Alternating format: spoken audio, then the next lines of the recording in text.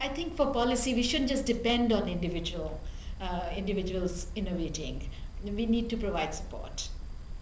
And I think quite simple support of subsidized credit, access to inputs, encouraging formation of cooperatives. Sometimes there could be legal hurdles which could be crossed. Just as you need at the local level, you have collective approaches. So I think, of course, we know that to deal with both the food crisis, long term, and the climate change question, we need collective approaches internationally.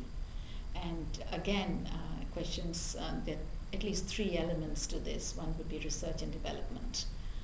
That the private sector is not going to invest in your basic staples necessarily, but the CGIAR institutions would come together and focus on those crops which are particularly important.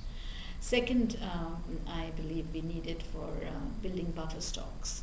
There could be an idea of regional buffer stocks, and there are some examples again in Africa, the African Union, and in South Asia, where they're thinking of building regional buffer stocks to tide, when there is volatile prices and so on, to deal with that. And the third is some understanding globally of the, the balance between food and fuel. Because one of the factors for the high food prices, one issue that arose in that context was the shift of land by major exporters in the United States, for instance, from food to fuel, biofuel.